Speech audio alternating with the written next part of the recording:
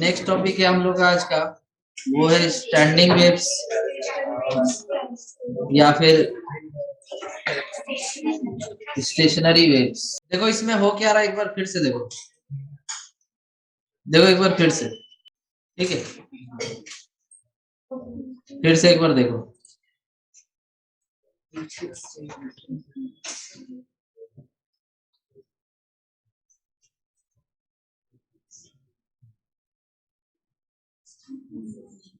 समझा क्या हो रहा है?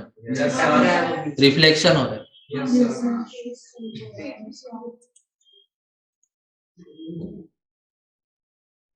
ये जा रहा वेव, दीवार के साथ टकराया, रिफ्लेक्शन हो गया इसका।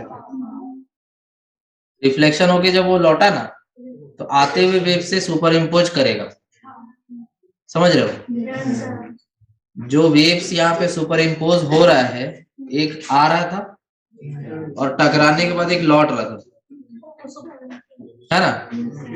एक वेव आ रहा है और टकराने के बाद दूसरा वेव लौट रहा है। तो दो तरह का वेव है यहाँ पे, एक इंसिडेंट और एक रिफ्लेक्टेड। ये जब दोनों आपस में मिलके सुपर इम्पोज कर रहा है तो हमको मिल रहा है स्टेशनरी वेव्स। तो समझ आ रहा है? तो when two harmonic waves of equal frequency, तो इसका फ्रीक्वेंसी चेंज होता है नहीं ना? पढ़ाए थे ना कल, ओमेगा तो सेम ही था ना, फेज चेंज हो गया था पाई से, और डायरेक्शन चेंज हो गया, कल ही पढ़े। तो when two harmonic waves of equal frequency, omega same and amplitude A का वैल्यू भी same, travelling through a medium, for example string, और किस डायरेक्शन में? ऑपोजिट डायरेक्शंस में सुपर इम्पोज करेगा तो क्या बनेगा? Stationary waves. अब ये स्टेशनरी वेव्स कहने का मतलब क्या होता है? रुका हुआ? नहीं, स्टेशनरी या स्टैंडिंग वेव्स कहने का मतलब रुका हुआ नहीं, एक ही जगह पर ऑसिलेट करेगा पार्टिकल्स। वो तो वेव्स में करता ही है, लेकिन तुमको दिखेगा कि एक बाउंड्री बन रहा है यहाँ, ठीक है? अभी जाने दो इसको, गया, लौट रहा है, और जो जा रहा दोनों मिल गया आपस में। और ये वाला पार्टिकल देखो ऊपर नीचे हो रहा है। तुम जब ट्रैवलिंग वेव्स पढ़ रहा था तो उसमें कोई भी ऐसा पार्टिकल था जो रुका हुआ था? जितना का जितना पार्टिकल्स था सब ऑसिलेट कर रहा था। समझ रहे हो? लेकिन इसमें कुछ कुछ पॉइंट्स ऐसा मिलेगा जिसमें पार्टिकल ऑसिलेट कर ही नहीं रहे। ये एक बता रहा है, ऐसा बहुत सारा है। अभी देखो ट्रैवलिंग वेव में हो रहा, पार्टिकल ऊपर नीचे हो रहा ना, हो रहा। जब स्टैंडिंग वेव बनेगा लौटने के बाद, दोनों सुपर इम्पोज करके स्टैंडिंग वेव बना लेगा, उसके बाद ये पार्टिकल ऑसिलेट करना बंद कर दिया ना। एक पॉइंट और हम तुमको दिखाते हैं, थोड़ा सा आगे बढ़ के।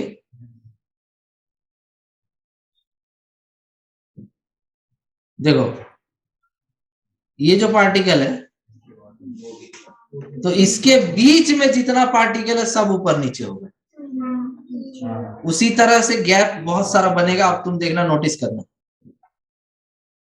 अब तुम नोटिस करो कि हाँ देखो बहुत सारा ऐसा पॉइंट्स बना है ना। तो दो पॉइंट्स ऐसा रहेगा जिसका पार्टिकल ऊपर नीचे नहीं होगा, लेकिन बाकी बीच का पूरा वेव पूरा पार्टिकल ऊपर नीचे ऑसिलेट कर। क्लियर हो रहा है? इस तरह का वेव को बोलते हैं स्टैंडिंग वेव, इस तरह का वेव को बोलते हैं स्टेशनरी वेव्स। तो ये बनता कैसे, याद रखना। पहले तो तुमको हार्मोनिक वेव चाहिए होगा, तो दो हार्मोनिक वेव्स है, ठीक है, जिसका फ्रीक्वेंसी मतलब omega F equal time period equal, ठीक। टाइम पीरियड, फ्रीक्वेंसी मतलब क्या बताया था? फिर एफ ओमेगा टी सब बराबर, ठीक है। और एम्पलीट्यूड तो सेम रहेगा ही, लौटने के बाद एम्पलीट्यूड बदलता नहीं है, बस पलट जाता है, माइनस ए हो जाता है, फेज एंगल चेंज हो जाता है।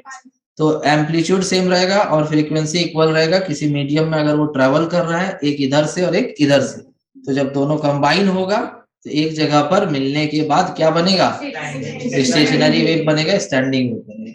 इसमें कुछ पार्टिकल्स ऐसा होगा जो ऊपर नीचे नहीं होगा, मीन पोजीशन पे ही रहेगा, और कुछ पार्टिकल्स ऐसा होगा जो ऊपर नीचे ऑसिलेट करेगा। क्लियर हो गया यहाँ तक? अभी और पढ़ेंगे इसके बारे में। हाँ सर, वो ऊपर नीचे नहीं हो रहा तो एनर्जी ट्रांसफर कैसे होगा? किस में रे? सर, तो पूरी वेव में एनर्जी ट्रांसफर होगा। हाँ, तो पार्टिकल तो रेस्ट पे है, उसके पास एनर्जी कहाँ है? कुछ वेव, कुछ पॉइंट्स, कुछ पार्टिकल्स ऐसा है जिस पर ऊपर और नीचे दोनों का ऑसिलेशन मिलके कैंसल होके वो रुक गया ना। नहीं समझा? कुछ पार्टिकल ऐसा जिसमें कि दोनों वेव का ऑसिलेशन मिलके बढ़ गया, बहुत ज्यादा बढ़ गया। कुछ पार्टिकल ऐसा जिसमें दोनों का ऑसिलेशन मिलके थोड़ा सा बढ़ा। नेट समझ रहे? नेट का बात हो रहा है। सर, बट तब भी तो एनर्जी नहीं। तो तुम ऐसा बोलो, एक वेव है, ठीक है, इधर ट्रेवल कर रहा था, ये दूसरा वेव है, इधर ट्रेवल कर रहा था, दोनों मिलके कैसा बना? बढ़ जाएगा, ठीक है। एक ऐसा वेव है और एक ऐसा वेव है, दोनों मिलके कैसा बना? तो हर पार्टिकल ऑसिलेट करना बंद कर दिया, करेगा ना? तो जैसे इसमें एक वेव इधर से चल के ऐसे आ रहा था और एक वेव इधर से चल के ऐसे आ रहा था, ठीक है। तो कुछ कुछ पार्टिकल से जिसका नेट ऑसिलेशन ही 0 हो जाएगा, कैंसल होके, समझ रहा? कुछ कुछ पार्टिकल्स का बढ़ जाएगा, कुछ कुछ पार्टिकल्स का ज्यादा नहीं बढ़ेगा, थोड़ा बढ़ेगा, क्योंकि उसके अपोजिट में कुछ रहेगा। इस तरह से हो रहा है। तो तुम उसको किसी और तरीके से कैसे सोच सकते हो? समझ रहे बात को? समझ रहे क्या कह रहे हैं? लिखो इसको।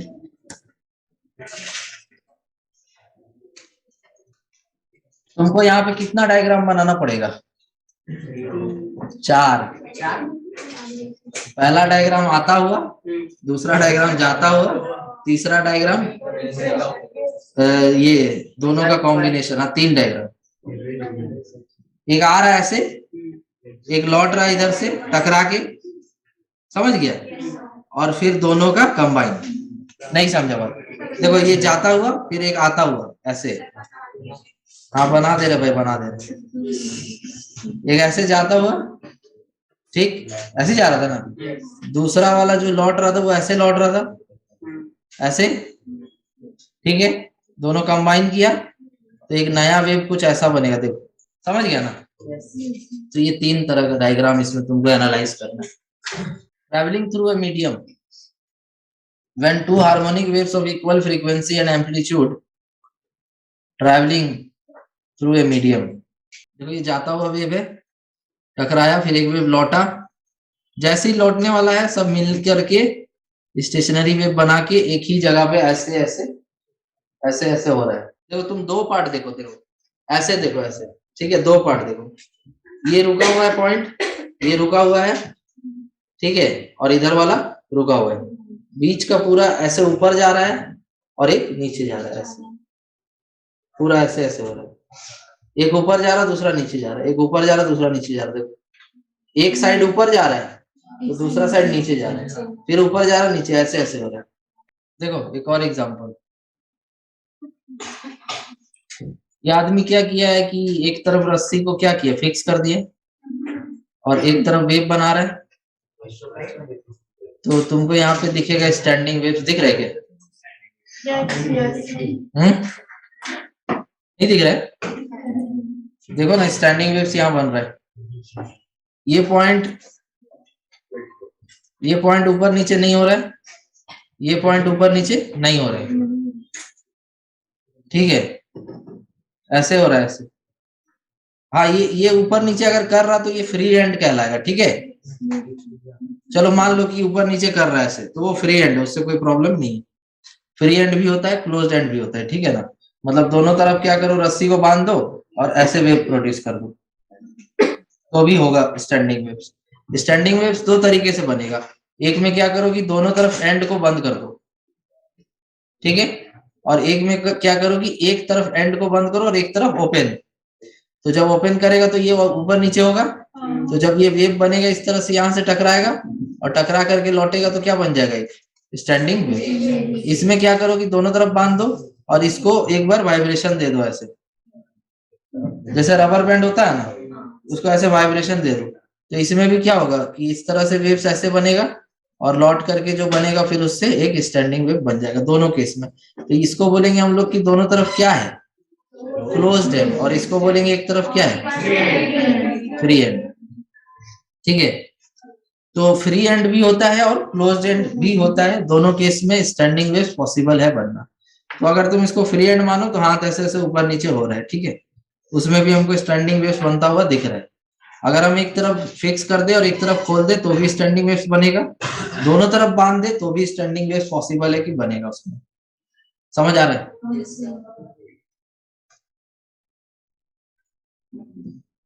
अब तुमको ज्यादा अच्छे समझ में आएगा। देखो जो तुम्हारा डाउट है क्लियर हो जाएगा इसमें। कुछ पॉइंट्स ऐसा होगा जिसमें कॉम्बिनेशन होगा कुछ पार्टिकल्स का जिसमें एम्पलीट्यूड क्या हो जाएगा, 0।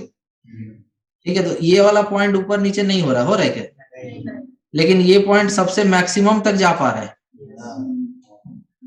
और नीचे भी मैक्सिमम तक जा पा रहा है, जा रहा ना। ये जो पार्टिकल है यहाँ वाला, ये उतना ऊंचा नहीं जा पा रहा है, यहाँ वाला जो पार्टिकल है वो भी उतना ऊंचा नहीं जा पा रहा, दिख रहा है। तो इस पार्टिकल का जो एम्पलीट्यूड है अलग है, इस पार्टिकल का जो एम्पलीट्यूड है वो भी अलग है, इस पार्टिकल का जो एम्पलीट्यूड है वो भी अलग है, लेकिन ट्रैवलिंग वेव में ऐसा सबका एम्पलीट्यूड इतना ही है। देखो जितना भी पार्टिकल होगा ना, जितना भी पार्टिकल होगा सब मैक्सिमम हाइट अचीव करेगा प्लस ए। ट्रैवलिंग वेव जो पढ़ाए थे हम, उसमें कोई ऐसा पार्टिकल नहीं जिसका ए से कम एम्पलीट्यूड होगा। तुम वेव बनाओ, वेव जैसे ही आगे बढ़ेगा, पीक आगे बढ़ेगा, तो जितना भी पार्टिकल होगा सब मैक्सिमम ए तक जा सकते हैं, सब माइनस ए तक जा सकते हैं। समझ रहा बात? लेकिन स्टैंडिंग वेव में क्या होगा कि अलग अलग पॉइंट्स का एम्पलीट्यूड अलग अलग देखने को यहाँ मिल रहा है। कुछ पार्टिकल्स है जिसका एम्पलीट्यूड 0 भी है ना, ये सारा पार्टिकल्स का एम्पलीट्यूड क्या है, 0 है ना कि नहीं है। कुछ पार्टिकल्स है जिसका एम्पलीट्यूड बहुत मैक्सिमम है प्लस ए तक, कुछ पार्टिकल है जिसका एम्पलीट्यूड थोड़ा कम है ना। क्लियर है? तो इसमें एम्पलीट्यूड कांस्टेंट नहीं है। तो अगर हम इसका एक इक्वेशन निकालेंगे तो तुमको उसमें जो इक्वेशन मिलेगा तुमको उसमें हम दिखा देंगे कि उसका एम्पलीट्यूड जो है डिस्टेंस के साथ वेरी करे। ठीक है, जैसे मान लो कि हम यहाँ से आगे बढ़ेंगे x, तो इसका एम्पलीट्यूड तो 0 है, लेकिन और थोड़ा आगे जाएंगे यहाँ तक तो इसका एम्पलीट्यूड तो मैक्सिमम है। तो यहाँ पे क्या हो रहा है कि x के साथ एम्पलीट्यूड यहाँ पे वेरी करेगा। समझ रहा बात? कांस्टेंट एम्पलीट्यूड हमको यहाँ पे देखने को नहीं मिलेगा। क्लियर है? तो जिस पार्टिकल का एम्पलीट्यूड एकदम मिनिमम 0 है तो उस पॉइंट को बोला जाता है नोड। क्या बोला जाता है? नोड। और जिस पार्टिकल का एम्पलीट्यूड एकदम मैक्सिमम है उसको बोला जाता है एंटी नोड। समझ रहा बात? तो इसमें तुमको कितना नोड्स देखने को मिल रहा है? 1 2 3 4 5 6 7 8, और आगे वाला नहीं दिख रहा मेरे को। ठीक है, तो 8 यहाँ दिख रहा है मेरे को नोड्स, और एंटी नोड्स देखेगा तो कितना दिख रहा है? एक ये है, दूसरा, तीसरा, चौथा, पांचवा, छठा, 7 8 और एक दिख रहा है। तो ये तुम्हारा जितना भी पॉइंट है सब क्या है? एंटी नोड, जो मैक्सिमम ऊंचाई तक जा रहा है, और जो बाकी जो ऑसिलेट नहीं कर रहा जो पार्टिकल वो कहलाएगा नोड पॉइंट्स। तो नोड पॉइंट्स पे एम्पलीट्यूड 0 होगा और एंटी नोड्स पॉइंट्स पे एम्पलीट्यूड मैक्सिमम होगा। क्लियर हो गया? समझ रहा हो? तो इसको तुम ऐसे समझो कि एक वेव इधर जा रहा था जिसका एम्पलीट्यूड ए था, और एक वेव इधर जा रहा था जिसका एम्पलीट्यूड ए था। दोनों सेम था ना, एक ऊपर प्लस है और एक नीचे माइनस है, ऐसे ही था ना।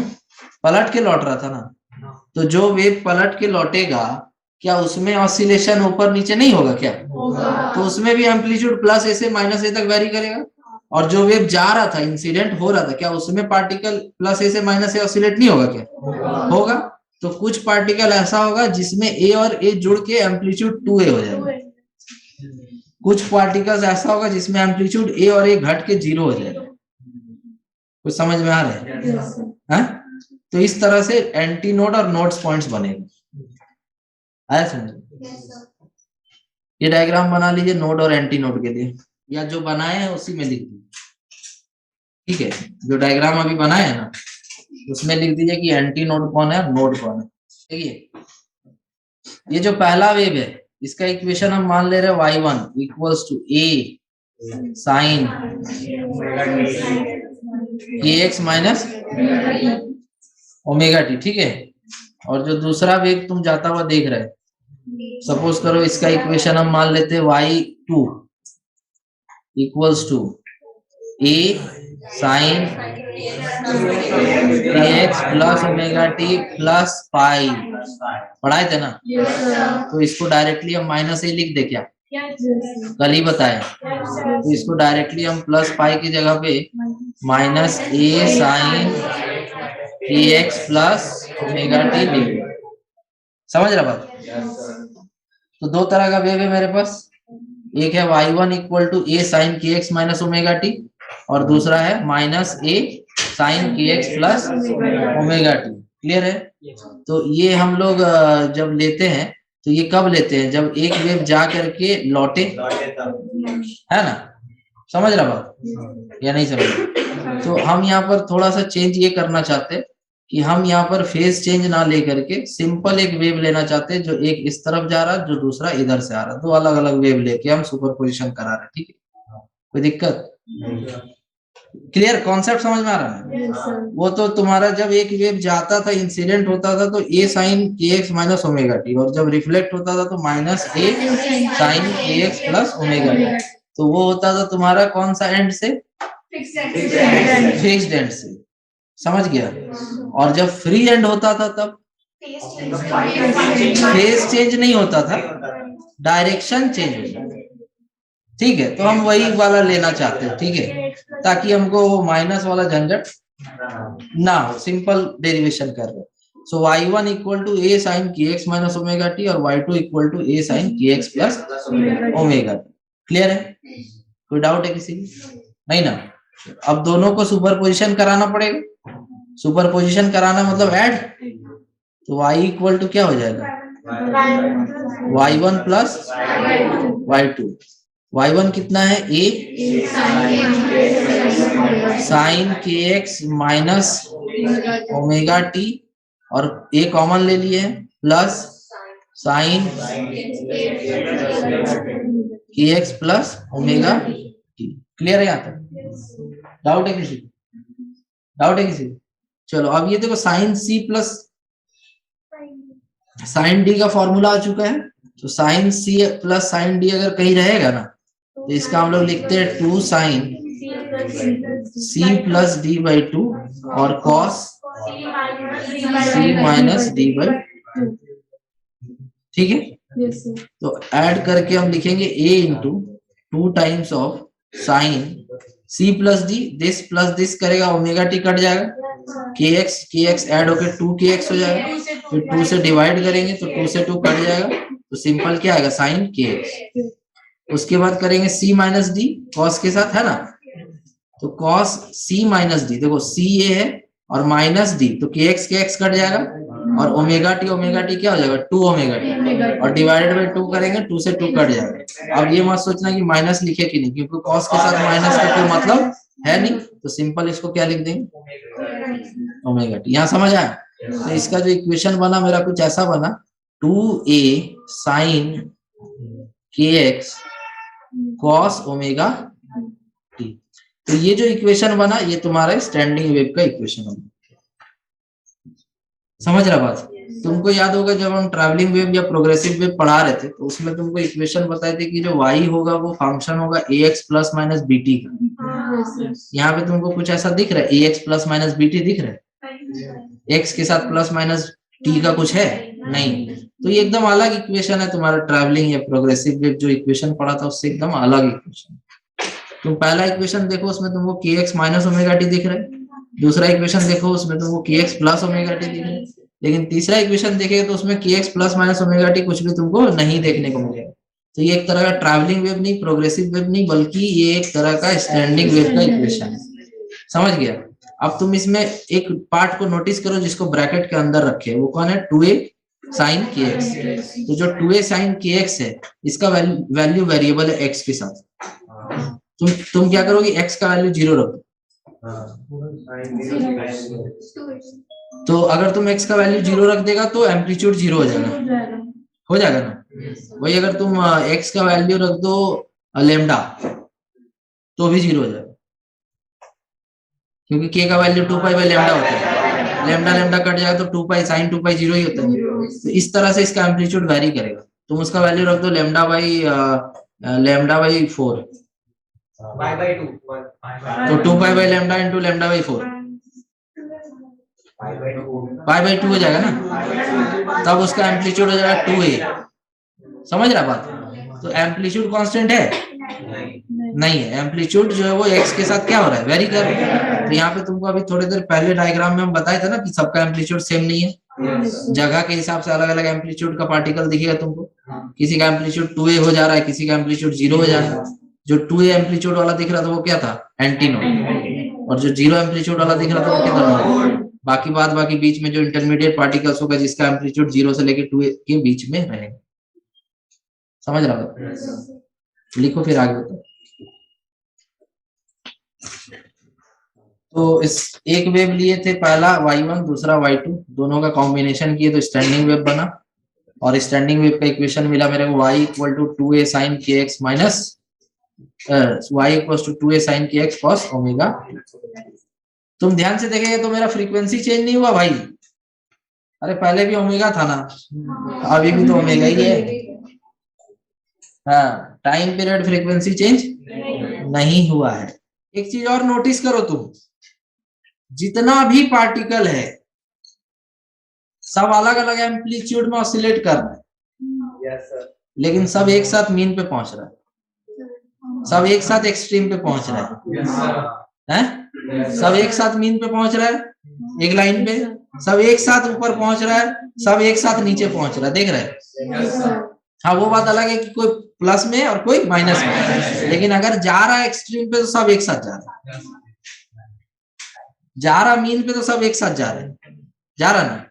इसीलिए तो बोले कि सबका टाइम पीरियड सेम है, सबका फ्रीक्वेंसी सेम है, सबका ओमेगा सेम है, क्योंकि जो भी काम हो रहा है यहाँ पे वो प्लस 0 से प्लस ए, प्लस ए से 0, फिर 0 से माइनस ए, फिर माइनस ए से 0, ये काम सब एक साथ कर रहा। तो उसी को तो बोलेंगे कि टाइम पीरियड क्या है, सबका सेम है। अंतर सब में क्या है, एम्पलीट्यूड का, ऑसिलेशन का जो रेंज है वो सबके लिए अलग अलग है।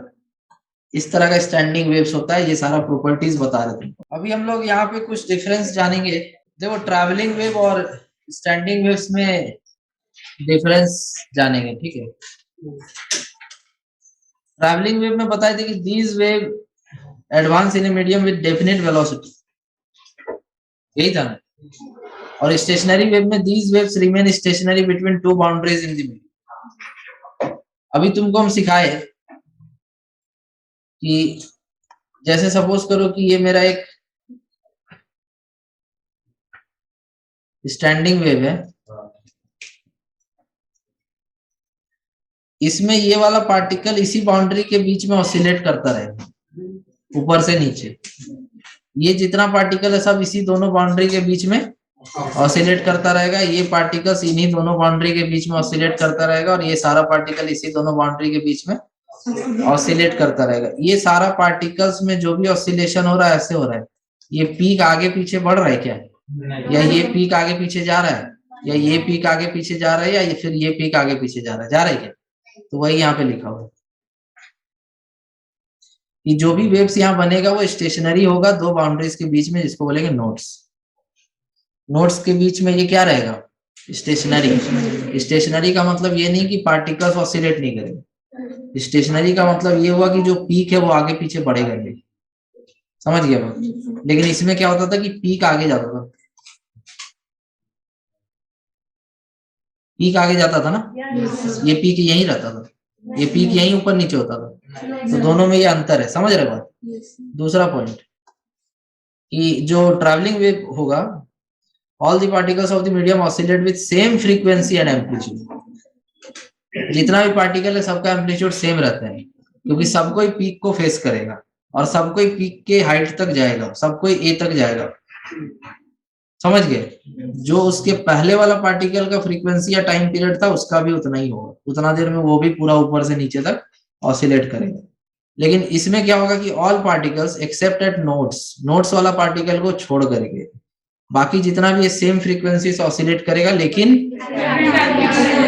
अभी हम तुमको बताए फ्रीक्वेंसी सेम क्यों रहेगा, पिछले डायग्राम में बताया। एम्पलीट्यूड क्या रहेगा, अलग, ठीक है। जीरो नोड्स, नोड्स पे एम्पलीट्यूड मेरा क्या होगा, 0, और मैक्सिमम कहाँ पे होगा, एंटी नोड्स पे। क्लियर है? Third point, at any instant phase of vibration varies continuously from one particle to other, that is phase difference between two particles can have value from 0 से 2 पाई। इसका क्या मतलब है समझो। जैसे ये एक ट्रैवलिंग वेव है ना, तो इसमें ये वाला पार्टिकल का फेज अभी कितना है, π/2, लेकिन इस पार्टिकल का फेज कितना है। अब ये पीक आगे बढ़ेगा तो ये ऊपर जाएगा ना जी, तो इधर जाएगा तो 0 है ना फेज। हाँ ठीक है, तो ये पार्टिकल अभी मान लो कि कहाँ है, ओरिजिन पे है, और ये कंप्लीट वेव है, तो ये कहाँ पे है, 0 से 2 पाई। तो इसमें जो पार्टिकल्स है, एक कंप्लीट वेव मतलब क्या हो गया, 0 से 2 पाई, फिर अगला कंप्लीट वेव मतलब 0 से 4 पाई। तो एक तरह से 2 पाई से 4 पाई का वही वैल्यूज माना जाता है जो 0 से 2 पाई का माना जाता है, क्योंकि एक पीरियोडिक फंक्शन होता है। तो इसमें जो ट्रैवलिंग वेव है, इसमें पार्टिकल्स जितना भी यहाँ पर तुम देख रहे हैं, इसका जितना भी फेज है सबका 0 से लेके 2 पाई के बीच में। कोई एक समय में नीचे आना चाह रहा है, तो कोई एक समय में ऊपर जाना चाह रहा है, तो कोई नीचे ऊपर, इस तरह से अलग अलग पार्टिकल अलग अलग दिशा में जाना चाहता है ना जी। तो इसीलिए हम बोल रहे हैं कि सबका फेज कांस्टेंट नहीं है, सबका फेज का वैल्यू 0 से लेके 2 पाई तक रेंज में रहेगा। लेकिन ट्रैवलिंग वेव में ऐसा नहीं था। ट्रैवलिंग वेव में क्या था, हम अभी थोड़ी देर पहले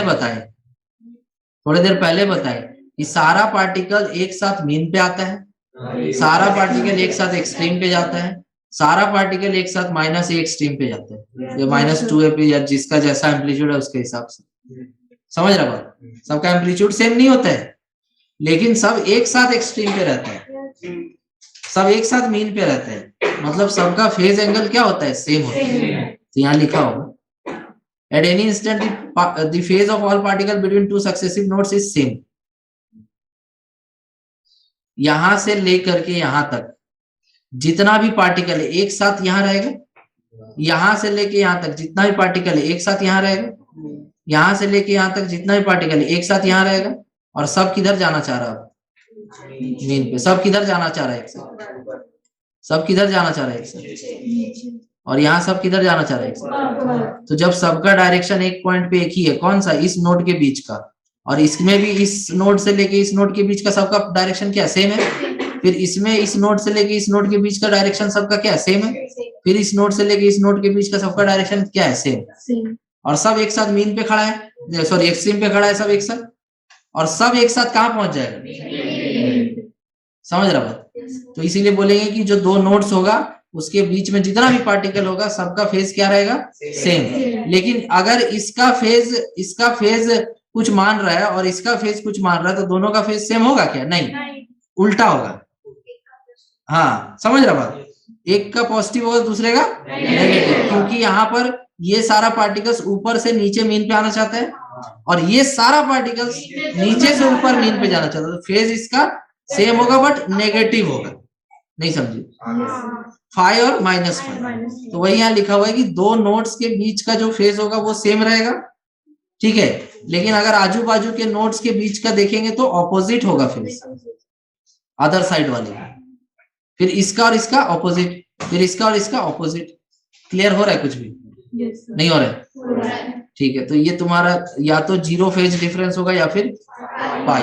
तो ये जितना भी है सबका मान लो इसके और इसके बीच का हम करेंगे तो पाई, और इन सारे के बीच का फेज डिफरेंस करेंगे तो 0।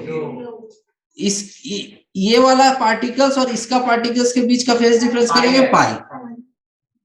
नहीं समझ रहा? ठीक है। या तुम ऐसा समझ लो कि अगर हम इसका π/2 ले रहे तो इसका -π/2, वही हम कह रहे हैं। क्लियर हो रहा है? -π/2 मतलब 3π/2, तो 3π/2 और π/2, तब भी तो डिफरेंस π/2 का ही है, सॉरी पाई का ही है। आ रहा समझ? अरे π/2 और 3π/2 कितना डिफरेंस? पाई। पाई और -π/2 कितना डिफरेंस? पाई। तो या तो जीरो फेज डिफरेंस होगा या फिर पाई, इसके अलावा और कुछ भी नहीं। लेकिन ट्रैवलिंग वेव या प्रोग्रेसिव वेव में जितना भी पार्टिकल्स है उसमें 0 से 2π के बीच कुछ भी फेज डिफरेंस पॉसिबल है। क्लियर है? लास्ट पॉइंट है कि in this wave all the particles of the medium do not pass through their mean position simultaneously. ठीक है, इसमें इस वाले केस में, ट्रैवलिंग वेव वाले केस में सारा पार्टिकल एक साथ मीन पोजीशन से पास नहीं होगा, लेकिन जो स्टैंडिंग वेव है उसमें सारा पार्टिकल्स एक साथ मीन पोजीशन से पास होता है। क्लियर है? तो ये सब तुमको याद रखना है डिफरेंस। वो तोता वाला याद नहीं रखना है, तोता वाला याद नहीं रखना है। क्लियर है? समझ आ रहा है? यहाँ तुमको याद रखना है कॉन्सेप्चुअली याद रखना है, डायग्राम दिमाग में रख करके याद रखना है, वैसे याद रखना है। समझ के कोई लिखना चाहता है तो 3 मिनट दे। नहीं, नोट्स हम भेजना बंद कर दिए, लिखने समझ दे रहे हैं। सब कुछ नहीं ना मिलेगा, या तो चाय पिएगा या कॉफी, दोनों मिला के तो नहीं पिएगा, है ना?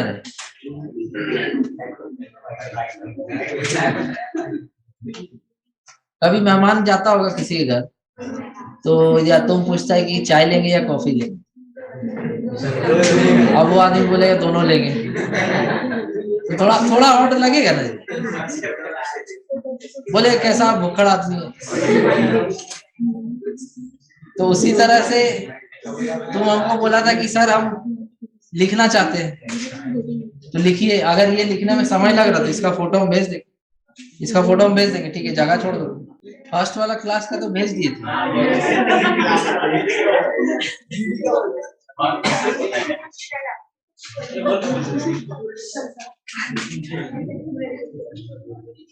ये टॉपिक हेडिंग कुछ और है, यहाँ पे हेडिंग हम गलत डाल दें। हेडिंग कुछ और है, some important points related to stationary waves, some important points related with stationary waves. Standing wave is an example of interference. ठीक है ना? नोड का मतलब constructive interference, sorry destructive interference, और एंटी नोड का मतलब कंस्ट्रक्टिव इंटरफेरेंस। देखो constructive में बताए थे maximum amplitude A1 plus A2, तो इसमें तुमको दिखा दिया maximum amplitude 2A, A1 plus A2 करके, A प्लस A क्या हो जाएगा 2A, और डिस्ट्रक्टिव में A माइनस A क्या हो जाएगा 0। तो नोड में एम्पलीट्यूड 0 हो जाता है और एंटी नोड में जो एम्पलीट्यूड है वो मैक्सिमम होकर के 2A हो जाता है। अच्छा तुम हमको ये बताओ कि अगर दो वेव से ऑपोजिट डायरेक्शन में ट्रेवल कर रहा, दोनों का एम्पलीट्यूड सेम नहीं है, तो स्टैंडिंग वेव बनेगा? बनेगा बनेगा बनेगा बनेगा। ठीक है, समझ गए? लेकिन हम लोग को वो टॉपिक नहीं पढ़ना है, हम लोग को पढ़ना है जिसमें एम्पलीट्यूड सेम रहेगा। तो सेम वाला एम्पलीट्यूड में node 0 vibration, anti node maximum. जब एम्पलीट्यूड अलग अलग हो उसके बाद भी स्टैंडिंग वेव बनता हुआ दिख रहा है, तो उसमें नोड का पॉसिबिलिटी है कि वो भी थोड़ा ऑसिलेशन करेगा, लेकिन मिनिमम एम्पलीट्यूड के साथ। तो वो टॉपिक हम लोग नहीं करेंगे, हम लोग केवल वो टॉपिक करेंगे जिसमें एम्पलीट्यूड सेम रहे। जिसका इक्वेशन हम तुमको बता दिए, 2A sin kx cos omega t। Energy associated with the oscillating spring shifts back and fourth between kinetic energy and potential energy during all cycle. जिसका ब्रेन जितना ज्यादा असंतुलित होता है वहां पर किसी चीज का बैठना उतना ज्यादा मुश्किल है। जैसे आसान भाषा में बात करें तो सपोज करो कि एक कपड़ा है, ठीक है, वो तुम्हारा ब्रेन है, उसको ऐसे ऐसे कर रहे, उस पर आकर के डस्ट पार्टिकल्स बैठ पाएगा? नहीं। उसी तरह से तुम्हारा ब्रेन है, इधर से कॉन्सेप्ट जा रहा है, तुम्हारा ब्रेन ऐसे हो रहा है,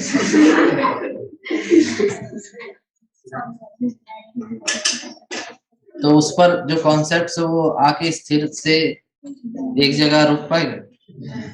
वो डगमगा जाएगा इधर उधर। पहले का कुछ कॉन्सेप्ट हो उसके साथ मिल जाए, तुम एक नया कॉन्सेप्ट बना लो। समझ लो। तो इसीलिए ब्रेन को अपना संतुलित रखो। इसका सबसे अच्छा एग्जांपल तुम ऐसे समझ सकते हैं कि तुम कुछ सुनो सुनो मतलब हेडफोन लगाओ, तो कोई बुक है जो ऑडियो बुक है या कोई स्टोरी है उसको सुनो। बीच बीच में ऐसा होगा कि कुछ देर के लिए तुमको ये लगेगा कि कुछ बोला लेकिन तुम सुन ही नहीं पाए।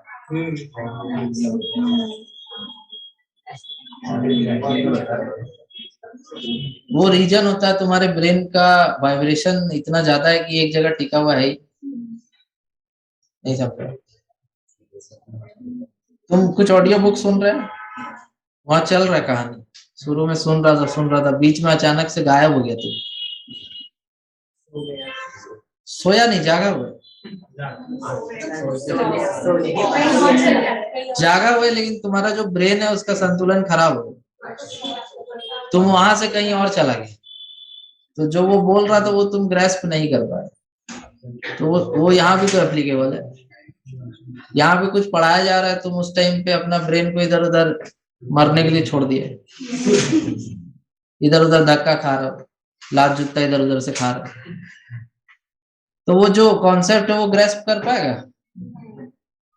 नहीं कर पाएगा। वो बीच बीच में तुम कहीं और चले जाओ। ठीक है, वो अपना अपना देख लो। हम क्या बोले, हम भी तो तुम्हारी तरह एक आम इंसान हैं। कोई परम ज्ञानी तो है नहीं, तुम्हारी तरह एक नॉर्मल आदमी है, तो जो सच है वो तुमको बता सकते हैं, उसके बाद बाकी तुम्हारा मर्जी। तो ये हो गया सबका?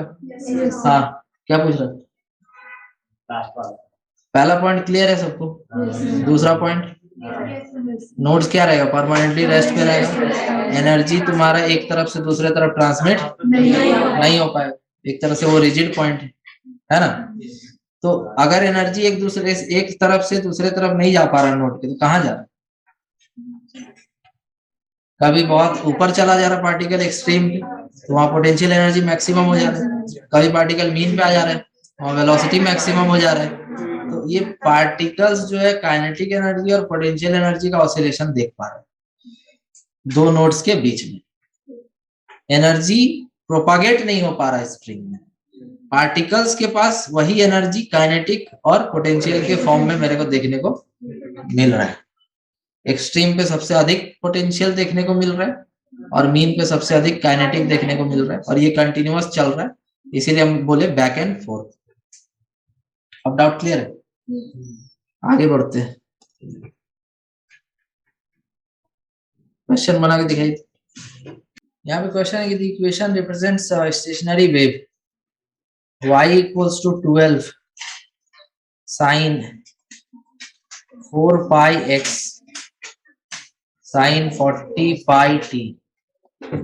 इसको हम कंपेयर करेंगे जो मेरा स्टैंडिंग वेव का इक्वेशन है, y equals to a sin ax sin omega t। ठीक है, अलग अलग इक्वेशन के हिसाब से अलग अलग फॉर्मेट दिखेगा। तो यहाँ पर a का वैल्यू कितना है? 12।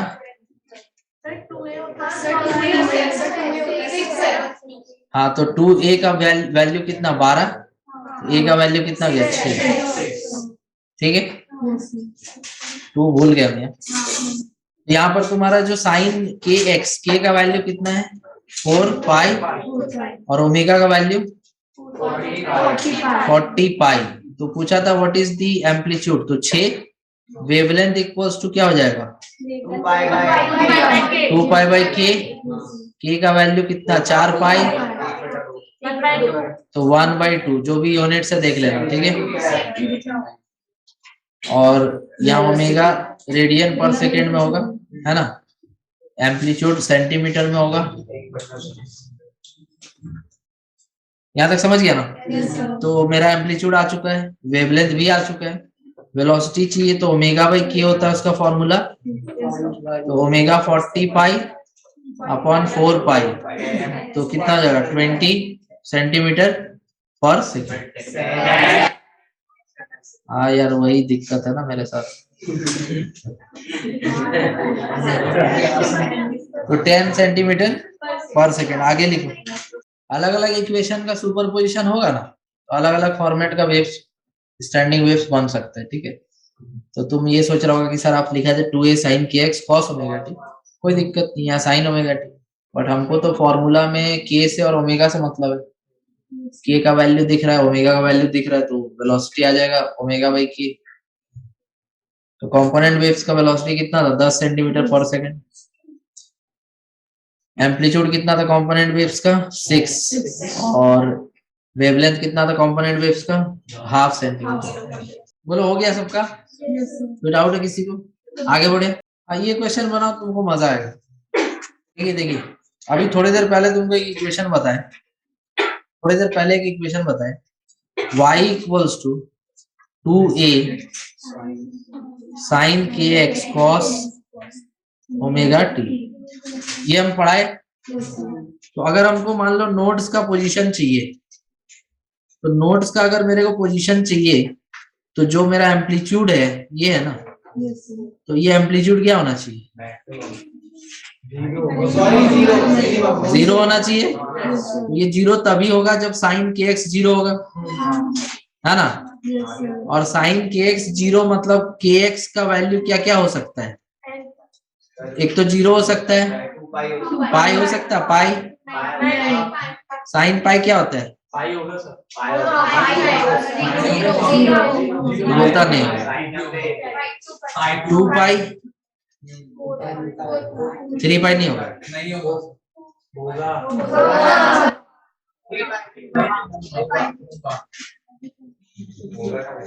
4 पाई। तो ऐसे चलते चलते हमको ये पता चलेगा कि के एक्स का वैल्यू एन पाई होगा, जिसमें एन का वैल्यू क्या रहेगा?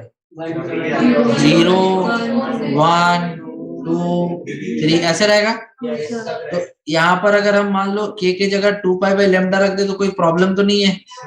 तो यहाँ से तुमको जो x मिलेगा क्या मिलेगा? N lambda by 2। N lambda by 2। तो अगर मेरा x का वैल्यू एन लेमडा बाई 2 दिख रहा है, दैट मीन्स कि वो पोजीशन जो है वो किसका पोजीशन है? नोड्स का पोजीशन है। क्लियर हो गया यहाँ तक? ये और आगे डिटेल में हम लोग पढ़ेंगे। अभी फिलहाल इस क्वेश्चन के लिए तुम इतना याद रखो कि जो नोड्स होता है उस जगह पर एम्पलीट्यूड जीरो होगा। एम्पलीट्यूड का मतलब ये वाला पार्ट है, ठीक है? और ये पार्ट जीरो तभी हो सकता है जब साइन के एक्स जीरो हो जाए, और साइन के एक्स जीरो हो सकता है जब साइन जीरो हो, साइन पाई हो, साइन 2 पाई हो, साइन 3 पाई हो। ये सब वैल्यूज पे साइन क्या हो जाएगा? जीरो। तो साइन जीरो होने के लिए के एक्स का वैल्यू एन पाई होना चाहिए, और के का वैल्यू कितना होता है? 2 पाई बाई लेमडा। तो इससे मेरे को ये पता चला कि एक्स का वैल्यू एन लेमडा बाई 2 आने पे वो पोजीशन नोड्स का पोजीशन कहलाएगा। ठीक है, चलो यहाँ तक क्लियर है? चलो अब यहाँ आते हैं। यहाँ पे हमको क्या क्या पता है? हमको ये पता है कि एम्पलीट्यूड यहाँ पे कितना है? 2.5, क्योंकि इसकी जगह होता है 2a। तो एम्पलीट्यूड है मेरा 2.5 मिलीमीटर। के का वैल्यू कितना है? 1.5 पर सेंटीमीटर। के तुम्हारा होता है 2 पाई बाई लेमडा पर सेंटीमीटर। तो ये तो पाई बाई 2 है ना। 3.14 को 2 से भागा दो। तो ये क्या है? पाई बाई 2, पाई बाई 2 पर सेंटीमीटर। समझ गए यहाँ तक? और ओमेगा का वैल्यू कितना है? 314 पर सेकेंड, रेडियन पर सेकेंड, है ना? तो ये जो 314 इसको 100 पाई लिख दो।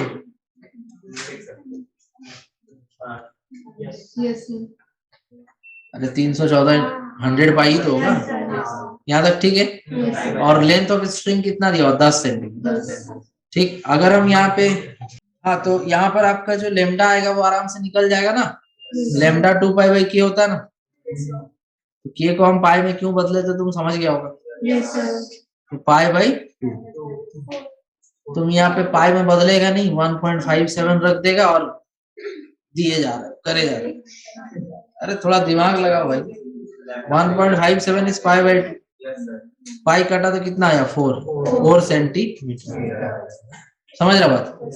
तो अब मेरा स्ट्रिंग कितना लंबा है? 10 सेंटीमीटर लंबा है ना? ठीक है। तो देखो, अगर हम यहाँ पर लेमडा का वैल्यू 4 रखते हैं, पहला पार्ट के लिए देखना, पहला पार्ट के लिए लेमडा का वैल्यू तो 4 ही रखना होगा। एक्स का वैल्यू कितना आ जाएगा? 2n आ जाएगा। तो n का वैल्यू क्या क्या हो सकता है?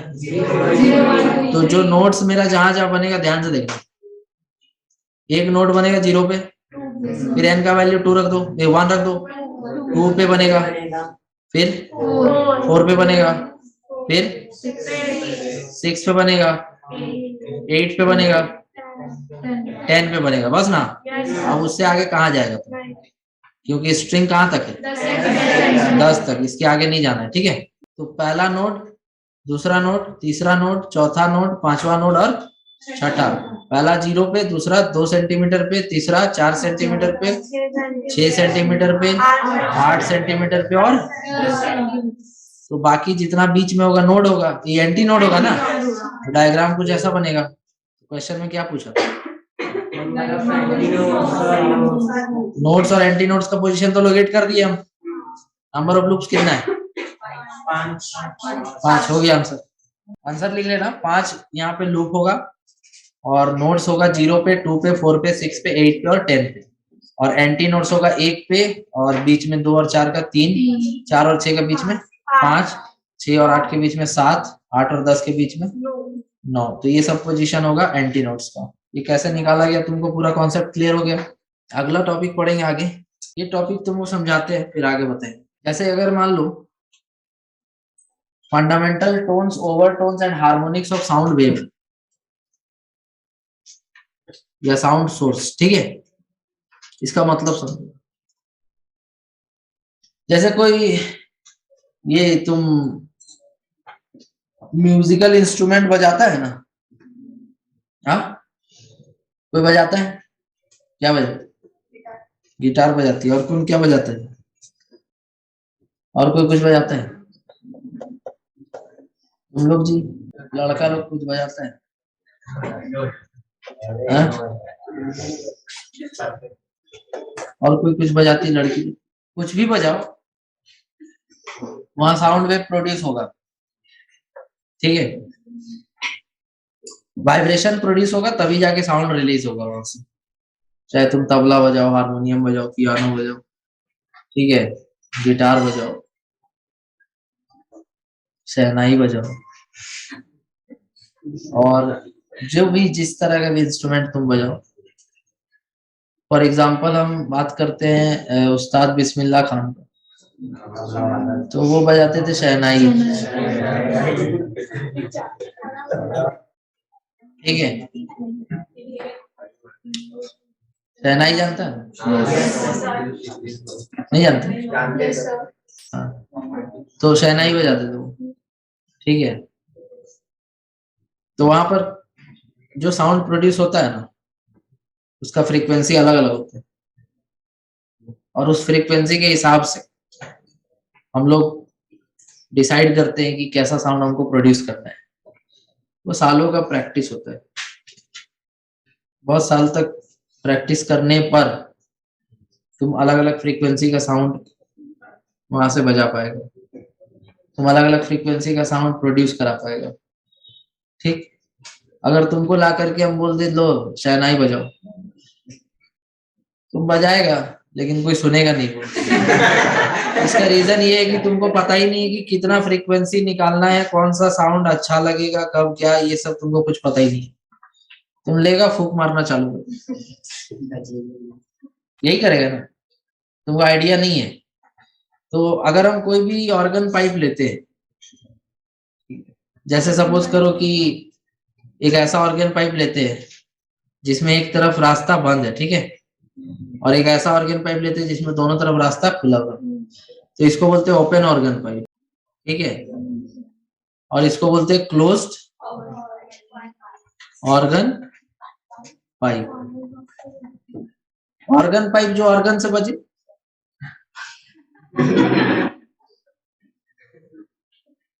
ठीक है, अरे ऑर्गन आर्गन थोड़ी है, आर्गन गैस थोड़ी। ऑर्गन मतलब क्या हुआ?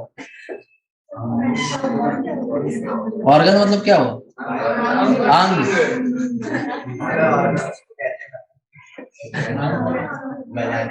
मेरा लॉजिक यही है, जो ऑर्गन पाइप जो ऑर्गन से बनी, उतना सोचना। तो अगर जो साउंड प्रोड्यूस हो रहा है और उसमें केवल एक ही फ्रीक्वेंसी हम देख रहे हैं, then it is called tone. ठीक है, जो साउंड प्रोड्यूस हुआ और उसमें एक फ्रीक्वेंसी निकलता हुआ देख रहे हैं तो उसको बोलेंगे कि टोन प्रोड्यूस हुआ वहां। समझ रहे हो? जैसे तुम किसी को बोलते हो सुना होगा तुम्हारा टोन पसंद नहीं आया, तो तुम एक तरह से उसका जो साउंड का जो फ्रीक्वेंसी है ना, उसके बारे में बात कर रहे हो। ठीक है, तो तुम बोलते टोन पसंद नहीं आया, तो टोन पसंद नहीं आया मतलब वही तुम एक तरह से उसका जो साउंड रिलीज हो रहा है उसका फ्रीक्वेंसी का बात कर। ठीक है, अगर वो जो टोन प्रोड्यूस हो रहा है उसका फ्रीक्वेंसी मिनिमम है तो उसको बोलेंगे फंडामेंटल टोन। फंडामेंटल मतलब बेसिक। किसी का आवाज पसंद ना हो, कोई अकड़ के बोले तो तुम बोलता है ना टोन पसंद नहीं आया।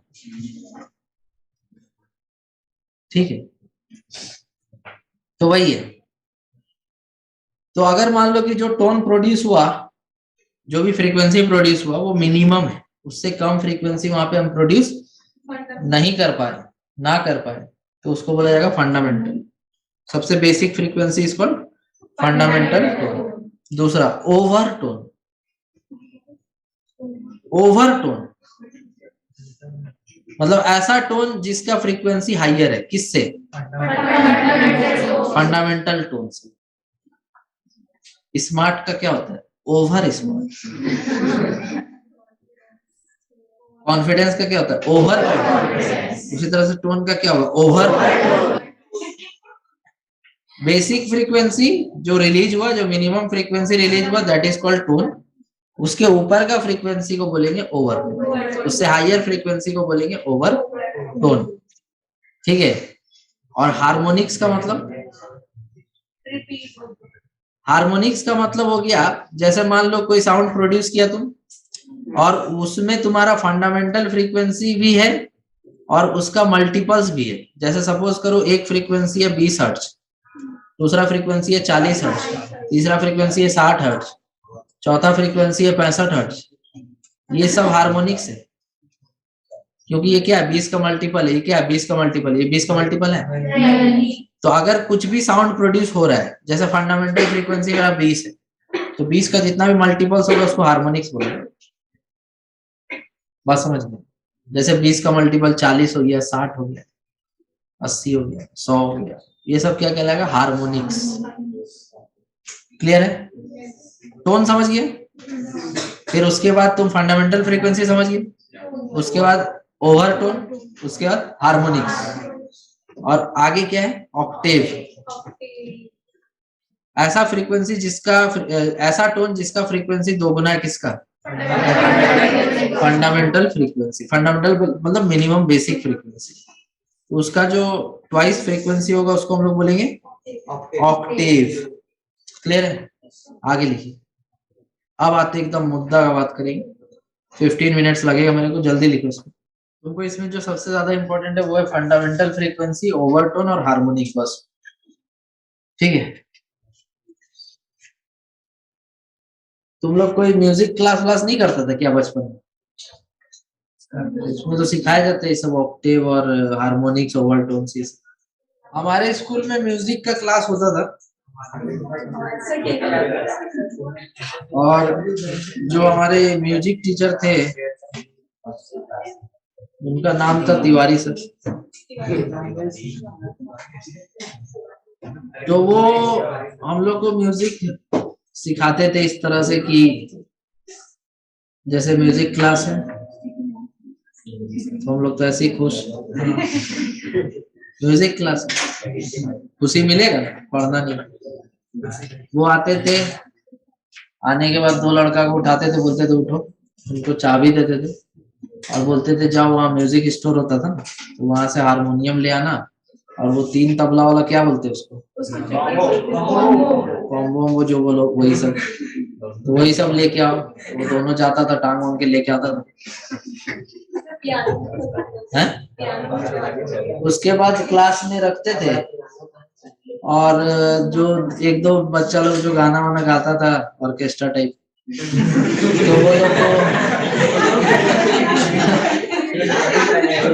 वो लोग को उठाते थे और बोलते थे गाओ। 1-2 बच्चा बजाता था और हम लोग बैठ के मजा लेते। उसके बाद यही होता था। उसके बाद टाइम हो जाता था 45 मिनट, 1 घंटा का तो क्लास ही होता था। टाइम हो जाता था, वही दोनों बच्चा ले जाके ड्रम व्रम लाता था, वहां पहुंचा देता था। हो गया, यही ऐसी होती। तो ये सब म्यूजिक क्लास करके हम थोड़ी ना हिमेश रेशमिया बन जाएंगे। सिखाना मतलब अलग चीज होता है भाई। इसको सिखाना नहीं बोलते, इसको बोलते हैं स्कूल का जो फॉर्मेलिटी है, या म्यूजिक क्लास भी देते हैं, बस वही। तुम लोग का स्कूल में तो कुछ अलग होता नहीं होगा, ऐसे ही होता है।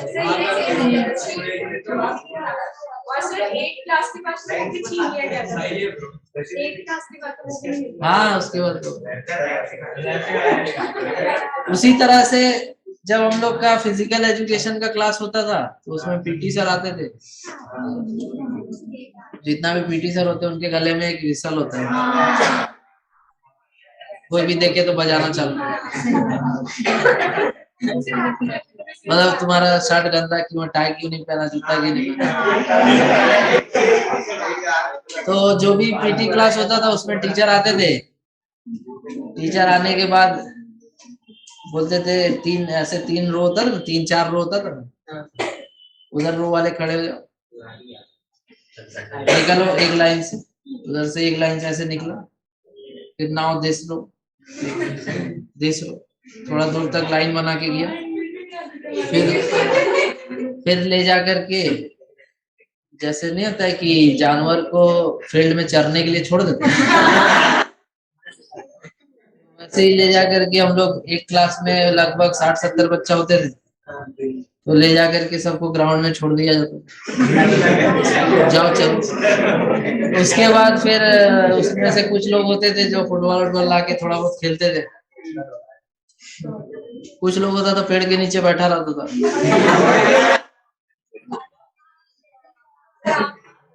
और कुछ लोग तो मतलब वहां पे नहीं होता है कि बिछा बिछा के सो भी जाते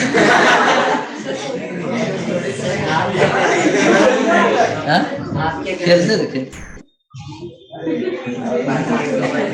कुछ लोग का एम होता था कि फुटबॉल से मार के कांच तोड़ना है। तो यही सब चलता था, ऐसे ही जीवन अपना कटा है। अगला टॉपिक हम लोग पढ़ने जा रहे हैं, standing waves in closed organ pipes. समझ गया? तो इसका एग्जांपल देखो, जैसे ये कैसा ऑर्गन पाइप है जी? ये क्लोज नहीं है भाई, फूक किधर से मारे?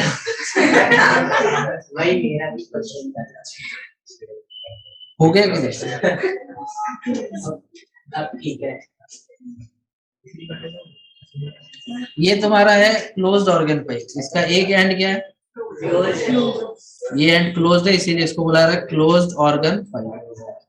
इसमें ध्यान से देखो क्या होगा, जब तुम इधर से फूंक मारेगा या कुछ आवाज, तो ये वेव जो क्रिएट होगा ना, ऐसे जाएगा और यहाँ टकरा के, ये क्लोज्ड एंड है ना, तो जब यहाँ टकराएगा ये, तो इसका फेस चेंज हो जाएगा और ये ऐसे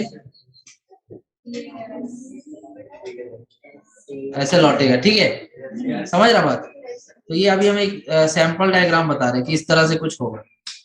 क्लियर है? आ रहा समझ में? तो यहाँ पर स्टैंडिंग वेव्स किस तरह से प्रोड्यूस हो रहा है?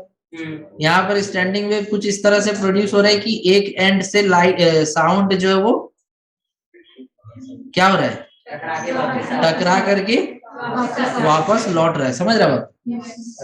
तो ये जो ओपन एंड है, ये जो ओपन एंड है, यहाँ पर जो साउंड पार्टिकल्स है उसका ऑसिलेशन के लिए मैक्सिमम जगह उपलब्ध है, लेकिन यहाँ का जो पार्टिकल है उसका मैक्सिमम जगह उपलब्ध नहीं है। यहाँ पर प्रेशर सबसे अधिक होगा, यहाँ प्रेशर क्या रहेगा, मैक्स, क्योंकि क्लोज्ड एंड है ना। समझ आ रहा है कुछ? नहीं सर, प्रेशर बढ़ जाएगा ना, दबाव, क्लोज्ड एंड है ना, दबाव बढ़ जाएगा, तो दबाव यहाँ प्रेशर मैक्सिमम होगा और यहाँ प्रेशर क्या रहेगा, मिनिमम। तो अगर तुम्हारा प्रेशर मैक्सिमम है तो ऑसिलेट नहीं कर पाएगा यहाँ वाला पार्टिकल, नहीं कर पाएगा। कैसे करेगा, प्रेशर मैक्सिमम है ना, तो प्रेशर मैक्सिमम है तो पार्टिकल ऑसिलेट नहीं कर पाएगा, और ये वाला एंड बिहेव करेगा एक नोड की तरह से, और ये जो एंड है ये बिहेव करेगा एक एंटी नोड की तरह से। समझ गया बात? प्रेशर मिनिमम होने पे पार्टिकल का ऑसिलेशन आराम से हो पाएगा, प्रेशर मैक्सिमम होने पे पार्टिकल का ऑसिलेशन नहीं हो पाएगा। हाँ, लेकिन रिफ्लेक्शन होगा वेव का, जो वेव इधर से एंटर किया तो वो टकरा के वापस लौट सकता है। ठीक है, तो जो सबसे मिनिमम पॉसिबिलिटी है यहाँ पर स्टैंडिंग वेव बनने का, वो मिनिमम पॉसिबिलिटी कुछ ऐसा है, ध्यान से देखना। ये पॉइंट क्या बनेगा, एंटी नोड, और ये, इससे छोटा स्टैंडिंग वेव नहीं बन सकता। अगर एक कंप्लीट स्टैंडिंग वेव होता तो ऐसा होता, तो इसका जो मिनिमम पार्ट होगा यही होगा ना, आधा वाला, और कैसा बनाते? अरे ये पॉइंट क्या है, एंटी नोड, और ये पॉइंट क्या है, नोड। इससे छोटा एंटी नोड और नोड का कॉम्बिनेशन हो सकता है क्या? तो हम ये डिसाइड किए कि जो एंड है, जो क्लोज्ड एंड है वो नोड है, और जो ओपन एंड है वो एंटी नोड है। तो जो सबसे मिनिमम पॉसिबिलिटी होगा वेव बनने का, ऐसे ही बनेगा ना, इससे छोटा बना देगा, नहीं बना पाएगा। दूसरा पॉसिबिलिटी कैसा होगा, ये एंटी नोड होगा, ये नोड होगा, तो दूसरा पॉसिबिलिटी ऐसा होगा। अगला देखो, अगला अगर हम बनाए तो ऐसा बनाएंगे, देखो ये तुम्हारा क्या है, नोड है, ये क्या एंटी नोड है, तो ये पॉसिबिलिटी तो पहले ले लिए थे। अब इसके आगे बढ़ेंगे तो हमको यहाँ से यहाँ जाना पड़ेगा, पूरा ये दिख रहा है, यहाँ से नहीं दिख रहा है, तो ये दूसरा पॉसिबिलिटी हो जाएगा। समझ रहा बात? इसी तरह से और आगे जाएंगे तो कैसा वेव बन सकता है, बोलो, समझ आ रहा है? अब ये नोड है और ये क्या है, बीच में जो और बढ़ाना था बढ़ा दो, मतलब धीरे धीरे धीरे धीरे उसका वेवलेंथ छोटा होते जा रहा है। वेवलेंथ क्या होते जा रहा है, छोटा होते जा रहा है, मतलब कि फ्रीक्वेंसी बढ़ रहा है ना, v equal to f lambda होता है ना, तो एफ और लेमडा क्या, इनवर्सली प्रोपोर्शनल, तो धीरे धीरे उसका वेवलेंथ छोटा होते जा रहा है, सेम जगह पे ज्यादा वेव्स घुस पा रहे हैं, मतलब वेवलेंथ कम हो गया ना, सेम जगह है, पाइप बड़ा नहीं है, अभी पाइप का लेंथ नहीं बढ़ा है, पाइप का लेंथ पहले भी एल था और अभी भी एल है, पहले भी लेंथ एल था और अभी भी लेंथ एल है, और बाद में भी लेंथ एल है। तो जब तुम्हारा जगह उतना ही है और नंबर ऑफ वेव्स उसमें बढ़ चुका है तो वेवलेंथ बढ़ गया, हाँ सॉरी वेवलेंथ कम हो गया, तब तो ज्यादा से ज्यादा वेव आ पा रहा है, बोलो डाउट है? तो अगर हम तुमसे पूछे कि यहाँ पर इसका लेंथ कितना होगा, ए से लेके एन तक, लैम्डा बाई 4, ये पूरा एक कंप्लीट है, यहाँ से यहाँ तक इसका लैम्डा होता है, तो इसका आधा का लैम्डा बाई 2 होगा और इसका और आधा का लैम्डा बाई 4 होगा, तो ये वाला लेंथ क्या हो जाएगा, लैम्डा बाई 4। तो जो भी लेंथ यहाँ पर है वो किसके बराबर, लैम्डा बाई 4 के, मतलब लैम्डा यहाँ किसके बराबर है, 4 टाइम्स ऑफ एल। समझ आ रहा है? अच्छा, इसका लेंथ कितना होगा, ए से एन तक, देखो ये आधा है, तो ये लैम्डा बाई 2 और लैम्डा बाई 4, लैम्डा बाई 2 इधर हो गया प्लस लैम्डा बाई 4 इधर हो गया, तो 2 और 1 3, 3 लैम्डा बाई 4, ये 3 लैम्डा बाई 4 एल के बराबर है, मतलब कि यहाँ पर लैम्डा का वैल्यू 4l बाई 3। तो पहले से वेवलेंथ बढ़ा या घटा, कम हो गया, तो फ्रीक्वेंसी तो बढ़ जाएगा ना, तो फ्रीक्वेंसी हम लोग क्या लिखते हैं, f equal to v by lambda लिखते हैं ना, तो लेमडा का वैल्यू कितना है, 4l, तो मेरा पहला फ्रीक्वेंसी कितना आ गया, v बाई 4l, दूसरा फ्रीक्वेंसी कितना आ जाएगा, v बाई लेमडा, तो v by lambda 4l by 3 है ना, और तीसरा फ्रीक्वेंसी निकालने के लिए फिर से हमको लिखना पड़ेगा क्या है, l किसके बराबर है, देखो ये पूरा एक वेव है यहाँ से यहाँ तक, तो लेमडा प्लस ये 1/4 लैम्डा बाई 4, 4 1 5, 5 लैम्डा बाई 4। तो इसके हिसाब से अगर हम देखेंगे तो क्या हो जा रहा है, 4/5 F equals to V by lambda. तो लेमडा यहाँ से क्या आ जा रहा है, 4L/5 है। तो यहाँ V बाई लेमडा 4L/5। कुछ समझ आ रहा है? तो तुम देखो फ्रीक्वेंसी धीरे धीरे बढ़ रहा है। पहला है V/4L, दूसरा है 3 गुना ऑफ V/4L, चौथा है 5 गुना ऑफ V/4L। तो उसके बाद क्या होगा, 7 गुना ऑफ V/4L। कुछ समझ में आ रहा है? डाउट है?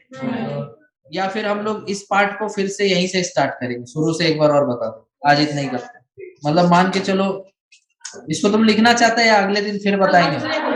ठीक है, तो इसी तरह से ये बढ़ते जाएगा। ये अगले क्लास में कंटिन्यू करेंगे, यहीं से चालू करेंगे, यही टॉपिक से।